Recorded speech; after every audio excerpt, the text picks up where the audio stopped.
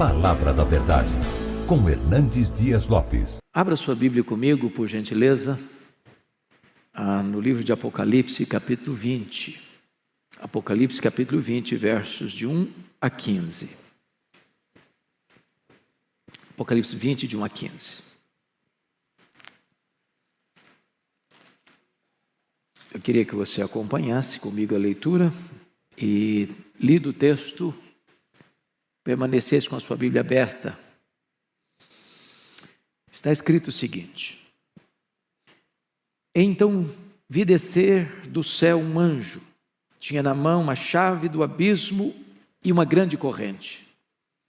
Ele segurou o dragão, a antiga serpente, que é o diabo, Satanás, e o prendeu por 1000 anos.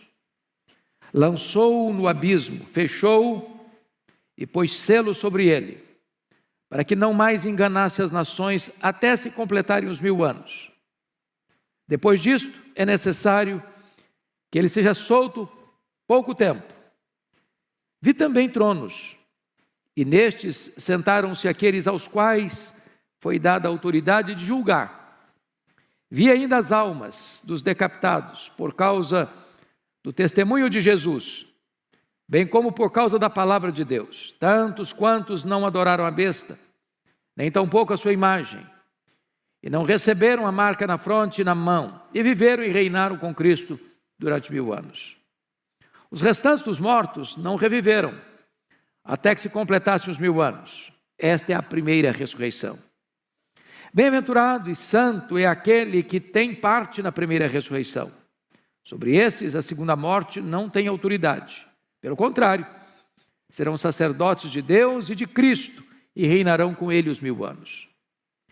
Quando, porém, se completarem os 1000 anos, Satanás será solto da sua prisão, e sairá a seduzir as nações que há nos 4 cantos da terra, Gog e Magog, a fim de reuni-los para a peleja. O número dessas é como a areia do mar. Marcharam então pela superfície da terra e sitiaram o acampamento dos santos e a cidade querida. Desceu, porém, fogo do céu e os consumiu. O diabo, o sedutor deles, foi lançado para dentro do lago de fogo e enxofre, onde já se encontram não só a besta, como também o falso profeta, e serão atormentados de dia e de noite pelos séculos dos séculos. Vi um grande trono branco, e aquele que nele se assenta, de cuja presença fugiram a terra e o céu, e não se achou lugar para eles. Vi também os mortos, os grandes e os pequenos, postos em pé diante do trono. Então se abriram livros. Ainda outro livro, o livro da vida, foi aberto. E os mortos foram julgados, segundo as suas obras, conforme o que se achava escrito nos livros.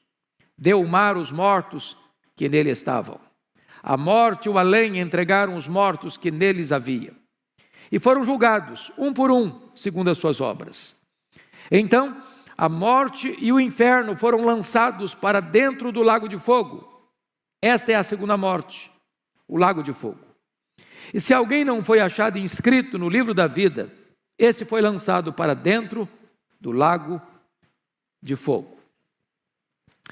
Pois bem, amados irmãos, eu gostaria então de tratar deste tema com vocês, o milênio e o juízo final. A primeira coisa que eu preciso afirmar, e com toda a sinceridade e humildade, é que este capítulo é certamente o capítulo mais polêmico do livro de Apocalipse e talvez um dos mais polêmicos de toda a Bíblia.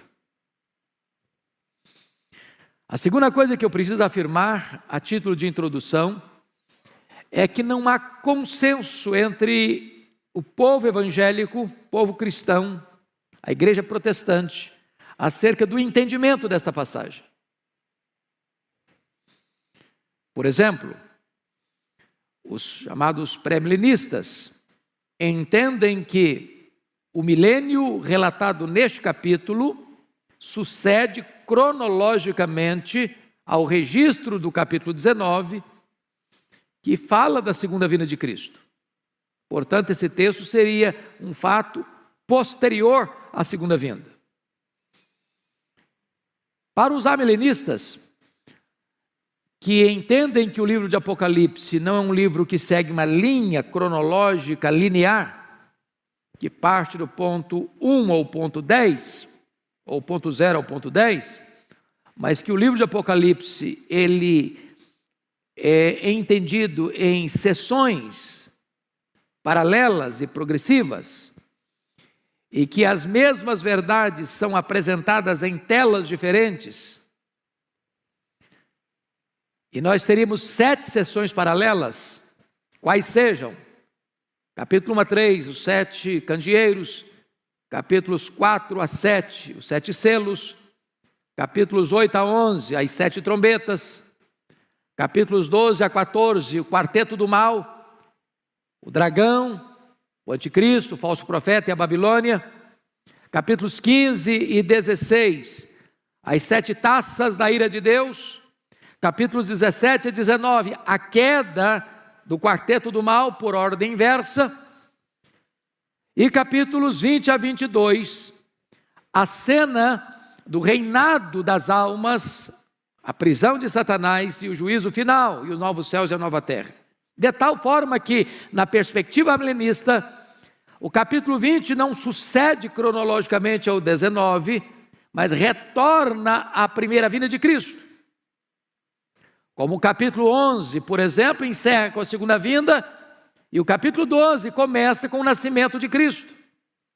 Então, é preciso entender que, para a perspectiva que eu vou abordar com os meus amados irmãos, o milênio não é algo que sucederá à segunda vinda, mas o milênio ocorre como um número simbólico que é uma descrição de todo o período entre a primeira e a segunda vinda de Cristo. A interpretação de um milênio literal enfrentaria algumas dificuldades que eu gostaria de levantar. Primeiro, nós não encontramos essa ideia em nenhum dos 4 evangelhos. Nós não encontramos essa ideia em nenhuma das cartas de Paulo. Nós não encontramos essa ideia em nenhuma das cartas gerais. Nem no livro de Hebreus, nem em Tiago, nem em Pedro, nem em João, nem em Judas. Portanto, a ideia de um milênio literal não é respaldada pelo Novo Testamento. Apenas aparece aqui em Apocalipse 20. Segundo, o milênio fala de Cristo reinando fisicamente neste mundo. Essa é a ideia que se tem de milênio. Quem pensa no milênio literal. Mas a Bíblia toda nos informa que o reino de Cristo não é político, não é físico, não é terrenal, mas é um reino espiritual. O meu reino não é deste mundo, disse Jesus. Terceiro, a ideia de um milênio na terra restabelece a ideia da preeminência dos judeus e reintroduz aquela distinção entre judeus, Israel e igreja. E parece-nos que é muito claro isso, e está posto isso lá em Efésios capítulo 2, que agora não tem mais essa distinção entre Israel e igreja. O Senhor Jesus só tem uma noiva, só tem uma igreja, só tem um rebanho, só tem um corpo. Ele é formado de judeus e gentios. Então não tem essa ideia de restabelecer Israel, como se a igreja fosse apenas um parênteses na história. Quarto, a ideia do milênio terrenal ensina que haverá pelo menos 2 ressurreições. Uma de crentes antes do milênio e a outra de ímpios depois do milênio. E parece-nos que está absolutamente claro na Bíblia que a ressurreição é única, de crentes e descrentes. Porque está posto lá em João 5, 28 e 29, que os mortos ouvirão a sua voz e sairão dos túmulos, uns para a ressurreição da vida, outros para a ressurreição do juízo. Quando isso se dará? Na segunda vinda de Cristo. E Paulo diz isso: quando ele vier, os mortos em Cristo ressuscitarão primeiro, não primeiro em relação aos outros mortos, mas primeiro em relação aos que estiverem vivos. Então a ressurreição é única e se dará na segunda vinda de Cristo. Quinto, a ideia do milênio cria a grande dificuldade da convivência de Cristo glorificado e santos glorificados convivendo com gente não glorificada. Pense você com um corpo de glória, enfrentando gente, indo para o banco, indo no supermercado, enfrentando o trânsito de São Paulo. É complicado. É um anticlímax. Difícil de entender isso. Sexto, como conceber a ideia de que as nações, estando sob o reinado de Cristo durante 1000 anos, de repente se rebelam contra Ele, para declarar guerra contra Ele? É outra situação adversa, para aceitar essa ideia de um milênio literal. E finalmente, todo o ensino do Novo Testamento é que o juízo é universal e seguirá imediatamente à segunda vinda de Cristo. Ele virá, se assentará no trono da sua glória e julgará as nações. Então o juízo final não se dará 1000 anos depois que ele voltar, mas imediatamente na volta dele. Bom, eu gostaria então, dito isto, de entrar na exposição do texto. E peço que você, com a Bíblia aberta, me acompanhe, porque eu quero tratar de quatro quadros distintos aqui. Primeiro, a prisão de Satanás, nos versos 1 a 3. O que significa a prisão de Satanás? Pois bem, amados, a Bíblia fala, lá em Apocalipse capítulo 1, capítulo 9, versículo 1, capítulo 9, versículo 11, capítulo 11, versículo 7, e nesse texto, que existe um poço do abismo, e que esse poço tem uma tampa, e que esse poço pode ser aberto, e que esse poço pode ser fechado, e que esse poço pode ser selado. É o que está escrito aí. Vi descer do céu um anjo, tinha na mão a chave do abismo e uma grande corrente, segurou o dragão, a antiga serpente, que é o diabo, Satanás, e o prendeu por 1000 anos, lançou no abismo, fechou e pôs selo. Agora preste atenção comigo. Esta é uma linguagem, meus irmãos, simbólica. Como praticamente todo o livro de Apocalipse é um livro de símbolos, de imagens, visuais. Você não pode pensar numa besta, por exemplo, com 7 cabeças e 10 chifres. Desenha isso, veja o que vira. Então, são símbolos que têm significados. Se o diabo é um espírito, ele é, porque os anjos são espírito, e o diabo é um anjo caído. Você não prende um espírito com a corrente. Você não prende um espírito e bota uma tampa. O que significa isso? Significa que esse ser maligno, que é o diabo, que é Satanás, que é a antiga serpente, ele tem sua autoridade e seu poder restringidos. Essa é a ideia da prisão de Satanás. Não significa, entretanto, que Satanás está inativo, mas está limitado. Nas palavras de Lutero, Satanás é um cachorro na coleira de Deus. Ele só pode ir até onde a coleira o permite ir e não 1 centímetro a mais. Deus põe limites. Limites. E qual é o limite que foi imposto a ele? Confira comigo o verso 3. Lançou no abismo, fechou e pôs selo sobre ele, para que não mais enganasse as nações. Então vamos entender o que significa isso, não mais enganar as nações. Primeira coisa que eu chamo a sua atenção é que, do ponto de vista de hermenêutica, né, pastor Arival, a gente aprende isso no seminário, e aprendo nos livros todo dia, que você não explica um texto claro à luz de um texto obscuro, mas você explica um texto obscuro à luz de um texto claro.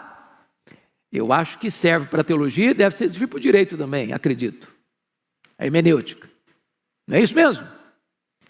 Então, a pergunta é: o que é que o Novo Testamento tem a ensinar-nos acerca da prisão de Satanás?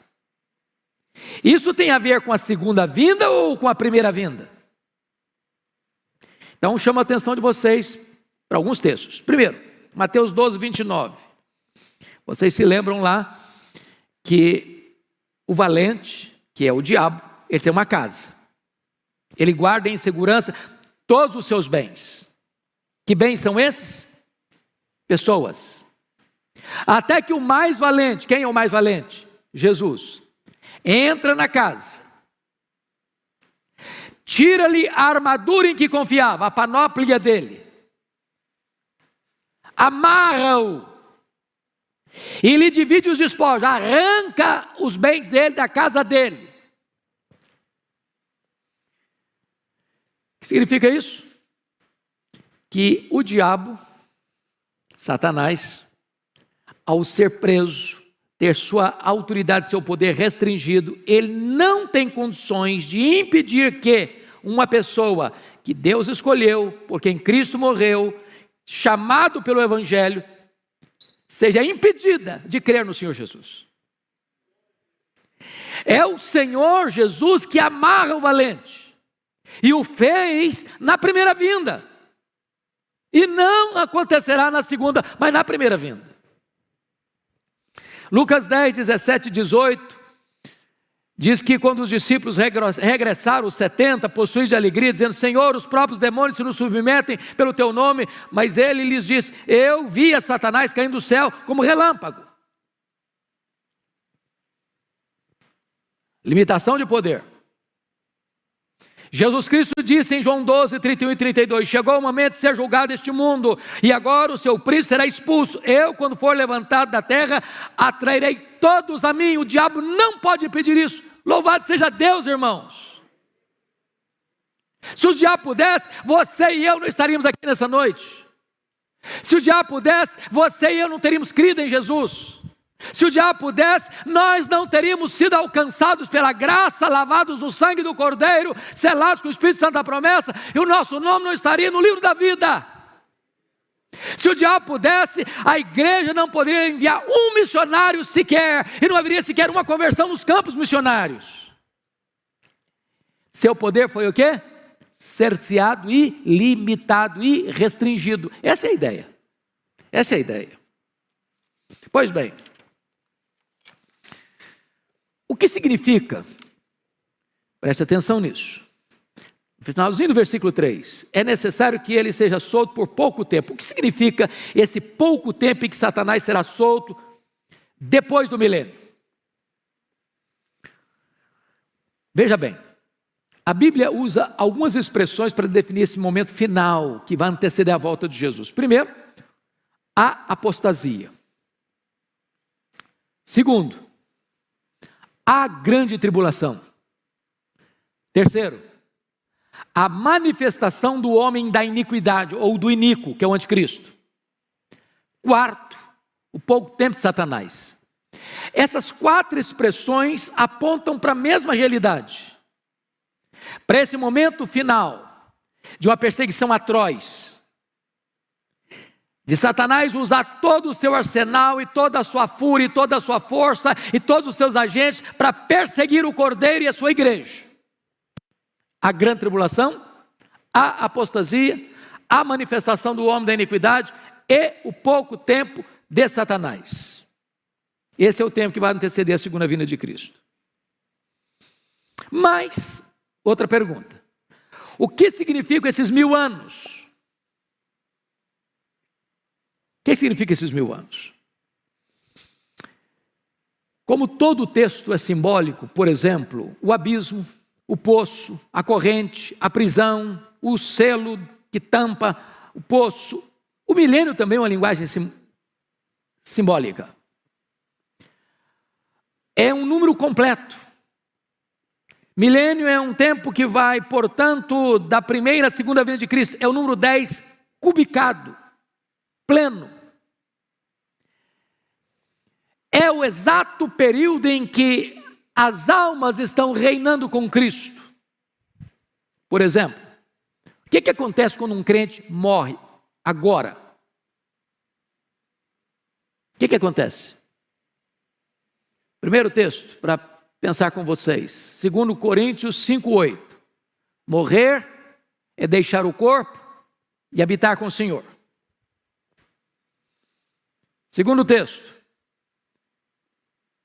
Filipenses 1:23. Morrer é partir para estar com Cristo, o que é incomparavelmente melhor. O que Jesus Cristo disse para o ladrão à sua direita que se arrependeu, ainda que não 1/10 hora da vida? Hoje mesmo estarás comigo no paraíso. Então, quando um crente morre, diz Hebreus que o seu espírito é aperfeiçoado para entrar na glória. Nesse exato momento, a alma começa a reinar com Cristo no céu. Você sabe disso. O corpo foi feito pó, é pó e volta ao pó, é matéria. Mas a Bíblia diz que Deus soprou nas narinas daquele boneco de barro o fôlego da vida, e ele passou a ser alma vivente. O que é a morte? A palavra morte significa separação. Quando uma pessoa morre, o que acontece? A alma dela, ou o espírito dela, separa do corpo. O corpo era pó, volta ao pó. Esta alma sobrevive sem o corpo não sobrevive sem a alma. A alma não é aniquilada, a alma não desencarna e reencarna de novo, a alma não vai para purgatório, a alma não fica dormindo. A alma do crente imediatamente vai para o céu e começa a reinar com Cristo. Nós chamamos esse período de período intermediário. O que é período intermediário? Que vai da morte à ressurreição. Está lá no céu. O Abel, por exemplo, foi o primeiro a morrer. Só a alma dele está lá. O corpo dele está não. O corpo dele aguarda a segunda vinda de Cristo para ressuscitar. E de todos os demais. Então, esses 1000 anos, meus amados irmãos, é o período completo entre a primeira e a segunda vinda de Cristo. Vamos para o segundo ponto agora, o reinado dos salvos com Cristo no céu. Já estamos entrando nele, vamos de novo. Versículos 4-6, confira comigo, versículo 4, por favor. Vi também tronos, e nesses sentaram-se aqueles os quais foi dada a autoridade de julgar. Vem das almas dos decapitados por causa do testemunho de Jesus, bem como da palavra, por causa da palavra de Deus. Tantos quantos não adoraram a besta, nem tampouco a sua imagem, e não receberam a marca na fronte nem na mão, e viveram e reinaram com Cristo 1000 anos. Vamos entender isso aqui. Vi tronos. A palavra tronos, irmãos, preste bem atenção no que eu vou lhes dizer. Aparece no Novo Testamento 67 vezes. No Novo Testamento. A palavra trono aparece só em Apocalipse 47 vezes. Porém, 44 vezes, o trono que aparece é o trono de Deus. E todas as 44 vezes que o trono de Deus aparece, sabe onde ele está? No céu. Só 3 vezes o trono aparece na terra. 2:13, 13:2 e 16:10. E todas as 3 vezes que ele aparece na terra, ele é o trono do anticristo e o trono do diabo. Portanto, esse reinado aqui de 1000 anos não é na terra. Não é na terra. Não é um milênio aqui. Ele está tratando desse período em que as almas, não são os corpos, são as almas que estão reinando. Estão reinando. Aquelas mesmas almas lá no capítulo 6, versículo 9, que estão debaixo do altar clamando. Até quando, Senhor? Então é muito importante entender isso. As almas estão reinando com Cristo lá no céu. Abel está reinando com Cristo lá no céu. Seu papai, sua mamãe, seu avô, sua vovó, que já morreram em Cristo, que já estão com Jesus, estão reinando com Ele lá. Qual é a missão daqueles que estão reinando com Cristo lá? Primeiro, veja você que eles estão assentados em tronos. Versículo 4. Que essa é a verdade bíblica. A Bíblia diz que os santos vão julgar as 12 tribos de Israel. Está lá em Mateus 19, 28. Que os santos vão julgar o mundo. Está lá em 1 Coríntios, capítulo 6, versículo 2. E vai julgar os anjos. Está lá em 1 Coríntios, capítulo 6, versículo 2. E Jesus prometeu à igreja de Laodiceia o seguinte: ao vencedor dar-lhe-ei sentar-se comigo no meu trono, como eu venci, sentei com meu Pai no seu trono. Então você e eu vamos assentar em tronos, para julgar. Julgar quem? As 12 tribos de Israel, o mundo e os anjos. Obviamente os anjos caídos. Eles participarão, portanto, da glória de Cristo lá no céu. Então, quem está lá? Os mártires e todos aqueles que morreram, vejam vocês, por causa do testemunho de Jesus, bem como por causa da palavra de Deus, todos os crentes. Todo crente que morreu está com Cristo lá no céu, reinando, aguardando certamente a segunda vinda de Cristo, quando haverá a ressurreição, e então um corpo de glória se unirá com essa alma que já está glorificada, para estar para sempre com o Senhor. Mas vamos a outra coisa, importante aqui, versículo 5 e 6 agora. Os restantes dos mortos não reviveram, até que se completasse os 1000 anos, esta é a primeira ressurreição. Bem-aventurado e santo é aquele que tem parte na primeira ressurreição. Que ressurreição é essa? Que primeira ressurreição é essa? É muito importante entender isso. Irmãos, quem nasce 2 vezes, morre uma vez só. Quem nasce uma vez só, morre 2. Explicando. Quem só nasceu fisicamente e não nasceu da água e do Espírito, morre fisicamente e morre eternamente. É a segunda morte. Mas quem nasce fisicamente e nasce de novo, a segunda vez, morre uma vez só, apenas fisicamente. A não ser que Jesus volte antes, você é trasladado, arrebatado, transformado e arrebatado. Portanto, essa primeira ressurreição não é a ressurreição do corpo. Toda a linguagem do Novo Testamento é essa, que quando você recebe a Cristo, você estava morto, e eu também. Deus nos deu vida, estamos nós mortos nos nossos delitos e pecados. O que aconteceu quando você foi convertido a Cristo foi uma verdadeira ressurreição. Então, bem-aventurado é aquele que passou pela primeira ressurreição, porque esse não sofrerá a penalidade da segunda morte. Claro, você não vai ser condenado, não entra mais juízo, passou da morte para a vida. Então, essa é a ideia de todo o Novo Testamento. Mas vamos ver agora, terceiro ponto, a derrota final de Satanás, versículos 7 a 10, olha aí comigo. Quando, porém, se completarem os 1000 anos, Satanás será solto da sua prisão, e sairá e seduzirá as nações que há nos 4 cantos da terra, Gog e Magog, a fim de reuni-las para a peleja. O nome dessas é como a areia do mar. Então marcharam então pela superfície da terra, sitiaram o acampamento dos santos, a cidade querida, desceu porém fogo dos céus e consumiu. Vamos entender uma coisa aqui. Há 3 descrições dessa batalha no livro de Apocalipse, capítulo 16, 14 a 21, capítulo 19, 19 a 21 e 27 a 10. Não são 3 guerras diferentes, é a mesma guerra, é a guerra do Armagedon, é a guerra final. São telas diferentes, descrevendo o mesmo fato. O que esse texto está querendo dizer? É que antes de Jesus voltar, irmãos, não esperem num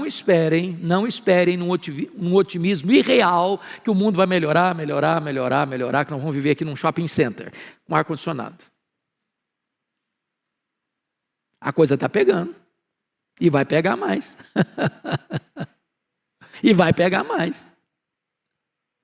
Espera tempo fácil não.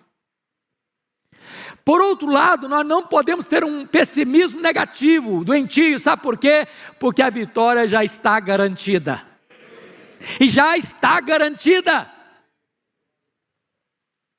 Irmãos, o final da história já está escrito, e a vitória é do Cordeiro e da sua igreja.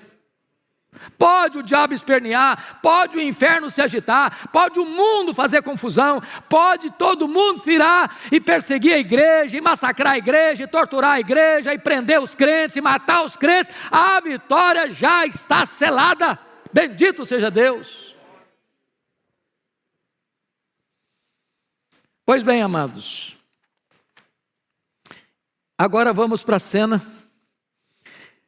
apoteótica da vitória sobre os inimigos, porque veja você que nós estamos falando de telas. No capítulo 19, versículo 20, você está com a Bíblia aberta aí, está a descrição aí da prisão da besta, com o falso profeta. E diz o texto que os dois foram lançados vivos para dentro do lago do fogo que arde em enxofre. Mas como Satanás, o diabo, a antiga serpente, é o maioral dessa trilogia maligna, João aguarda para descrever isso mais no final. E aí olha o que está escrito no capítulo 10, 20 e 10. O diabo, o sedutor deles, foi lançado para dentro do lago do fogo e enxofre, onde já se encontra não só a besta, como também um falso profeta, e serão atormentados de dia e de noite pelos séculos dos séculos. Então vamos entender uma coisa aqui. Não tem aniquilamento.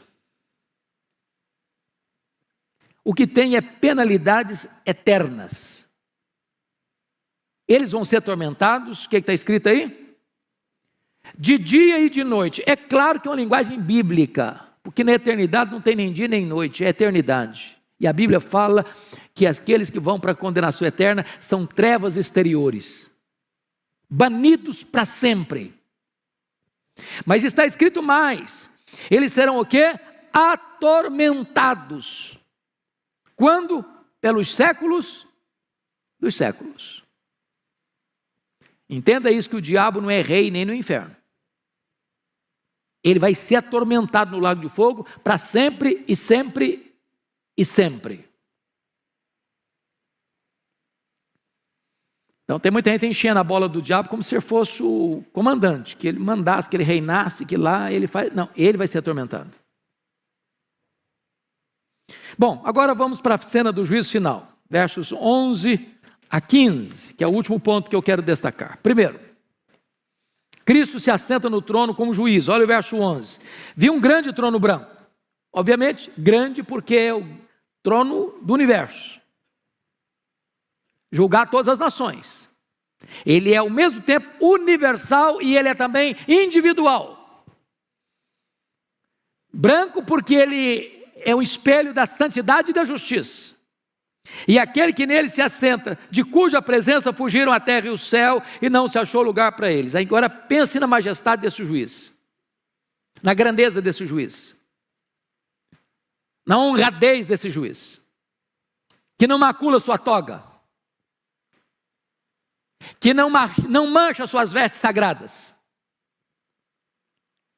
que nunca deixou se subornar para condenar o inocente ou para inocentar o culpado. Ele é o reto juiz, ele é o justo juiz, ele é o próprio Cordeiro, ele é o próprio Senhor da igreja, ele é o próprio Salvador da igreja, ele é Jesus, ele foi escalado para essa função, ele é o juiz. E ele é tão glorioso, ele é tão majestoso, que na presença dele o céu e a terra ficam com vergonha e se encolhem. Segundo lugar, os mortos ressuscitam para o julgamento. Olha versos 12 a 14. Vi também os mortos, os grandes e os pequenos, postos em pé diante do trono. Então, quem vai estar lá? Todo mundo. Crentes, não crentes, grandes, pequenos, ricos, pobres, doutores, analfabetos, ateus, agnósticos, místicos,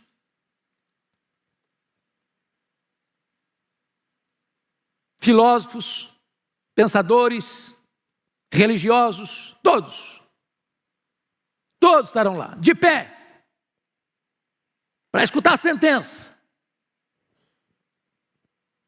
Que mais? Confira comigo. Então se abriram livros, E ainda outro livro, o livro da vida foi aberto, e os mortos foram julgados segundo as suas obras, conforme o que se acha escrito no livro. Então, vamos entender isso aqui, meus irmãos, vamos entender isso aqui. É universal, mas é individual. Cada um vai ser julgado com justiça, porque é o que estiver escrito nos livros. Não vai ter invencionice lá, não vai ter acusação falsa lá, não vai ter, não, mas não é bem assim, não foi isso que aconteceu. Está escrito. Está escrito. O que está escrito? O que está registrado lá nesses livros que vão ser abertos? Primeiro, as nossas palavras. Vamos dar conta no dia do juízo por todas as palavras frívolas que proferimos. Nesse quesito, quem se salva? Ninguém. Deixa eu só fazer um checklist breve e rápido aqui. Alguma vez você já falou mal dos outros? Já espalhou fake news também? Você já xingou alguma vez? Já contou alguma piadazinha meio sem graça? Ficou com vergonha depois, mas contou? Já se destemperou emocionalmente, já perdeu o controle emocional, já falou asneira? Bom, se você falar para mim que nunca, eu vou duvidar da sua honestidade. Então, nesse quesito, culpado. Segundo quesito, vai estar escrito lá no livro. Nossas obras. O que você fez, seu pai não viu, sua mãe não viu, sua mulher não viu, seu marido não viu, seus filhos não viram, seus amigos não viram, seu pastor não viu, sua igreja não viu, nem a lei viu. Você fechou a porta do quarto, apagou a luz. Mas Deus estava lá. Está escrito. Você não lembra mais, mas está escrito. Apagou da minha memória, mas está escrito. Terceiro, então nesse quesito, quem se salva? Ninguém. Terceiro quesito do julgamento. As nossas omissões. Se você sabe que deve fazer o bem e não faz, você está pecando. Diz a Bíblia que se você guardar toda a lei e tropeçar num único ponto, você é culpado da lei inteira. Sabe por quê? Porque a lei exige de você perfeição. Perfeição. Maldito é aquele que não perseverar em toda a obra da lei para cumprir. Então você está dentro da sua casa, não falando mal de ninguém, não fazendo mal para ninguém, cometendo um pecado de omissão. Nesse quesito, todos culpados. Quarto elemento do julgamento, os livros vão ser abertos. Os nossos pensamentos. Deus vai julgar o segredo do coração dos homens. Passam pela sua cabeça mais de 10.000 pensamentos por dia. E se Deus quisesse nesta noite fazer o que fez lá na época de Daniel e botar nessa tela ali o que você e eu pensamos essa semana, nós sairíamos daqui com a cara coberta de vergonha. Nesse quesito, culpados. Qual é a pessoa que vai ser salva pelas obras? Quem vai ser salvo pelas obras? Ninguém. Ninguém. Mas veja você que então esse julgamento é o quê? Justo. Ninguém vai poder se espernear no tribunal de Deus. Não, eu mereço. Não, eu pratiquei o que é certo. Eu não mereço ir para o inferno. Não, merece sim. Merece sim. É justo. Não vai se tirar o mérito de ninguém. Mas todos são culpados. Todos pecaram e destituídos estão da glória de Deus. Então, vejam vocês que o critério para a salvação qual é? Leia comigo, por favor, versículo 15, vamos juntos? E se alguém não foi achado, escrito no livro da vida, esse foi lançado para dentro do lago de fogo. Mas vamos ler o texto na outra perspectiva. Se alguém foi achado inscrito no livro da vida, esse não foi lançado para dentro do lago do fogo. Bendito seja Deus. Mas como é que o seu nome vai aparecer no livro da vida? É por aquilo que você fez? Não. É por aquilo que Deus fez por você em Cristo Jesus. Você foi salvo pela graça, eu fui salvo pela graça, nós fomos salvos pela graça. Então, antes da fundação do mundo, Deus já sabia isso, seu nome estava lá.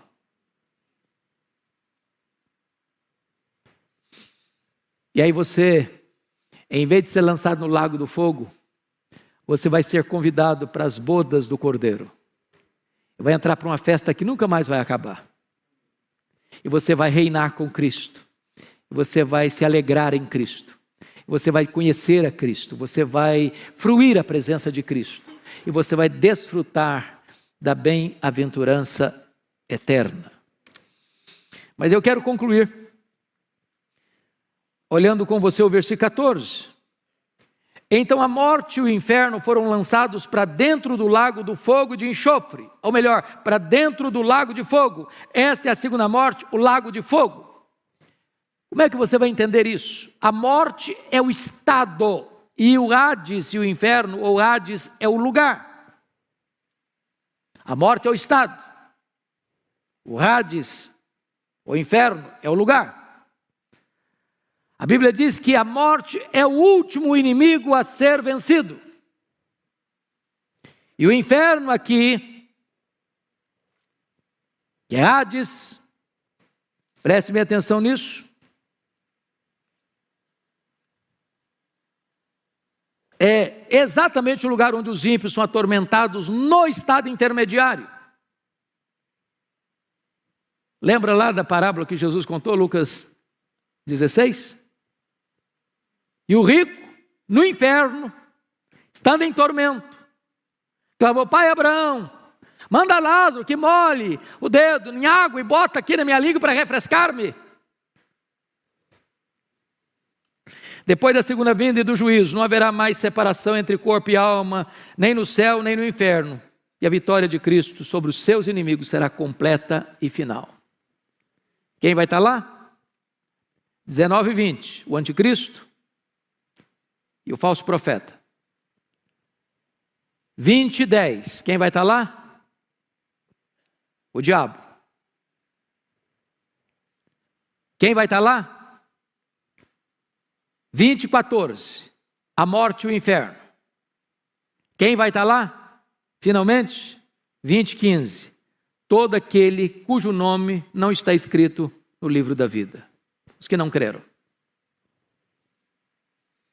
A próxima cena do juízo é esta: vi novo céu e nova terra, os quais habita a justiça. O tabernáculo de Deus vem habitar com o povo, com o seu povo, e nós estaremos para sempre com o Senhor, desfrutando das bem-aventuranças eternas. Irmãos, a palavra de Deus é tão linda, é tão rica, é tão majestosa, é tão consoladora para o nosso coração. E eu queria concluir hoje com uma pergunta, muito solene, e a pergunta é esta: você que está aqui hoje, que veio aqui hoje, você está preparado para este grande dia?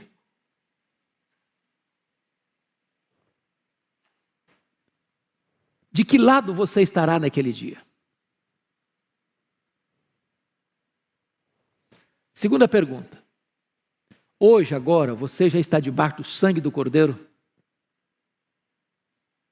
Ou ainda você está debaixo do peso e condenação dos seus pecados? Terceira colocação: hoje é o tempo oportuno.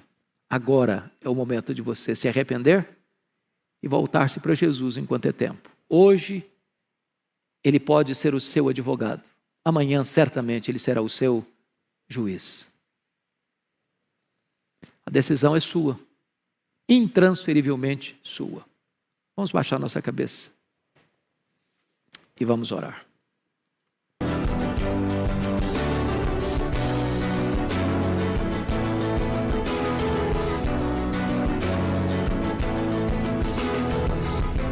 Palavra da Verdade, com Hernandes Dias Lopes.